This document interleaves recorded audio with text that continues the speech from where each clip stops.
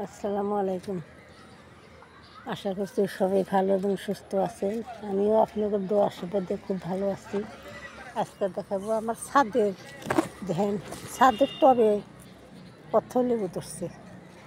বিনা সারে, বিনা মেহনতে, বিনা পরিশ্রমে দেখেন লেবু, দেখেন লেবু আর লেবু। দেখেন প্রত্যেক ডালে ডাল হাইলা ডুইলা বেড়ে গেছে। দেখেন কি তালে লেবু, দেখেন দেখেন কি বড় বড় লেবু। একবার সারা গাছটাই 3টা গাছ আছে, এত লেবু সারা গ্রাম মানুষকে আমি ইনশাল্লাহ বিতরণ করি। আমার লেবু সারা গ্রামে আমি বিতরণ করি। এই টবের গাছের লেবু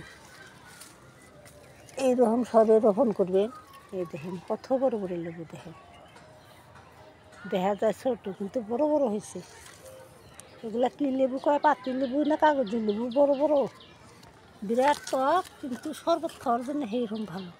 দেখে কত বড় বড় লেবু হয়েছে।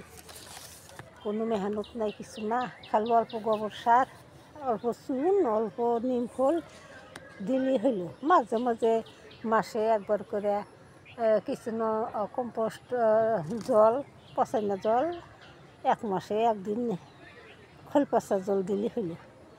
এরকম সব এরকম করে খাইবেন। কিনা খাওয়ার থেকে নিজের গাছের খাওয়া কত ভালো। ভিডিওটা লম্বা করব না। ভালো থাকেন, সুস্থ থাকেন। আমার দোয়া রইল সবার জন্য। খোদা হাফিজ। আসসালামু আলাইকুম।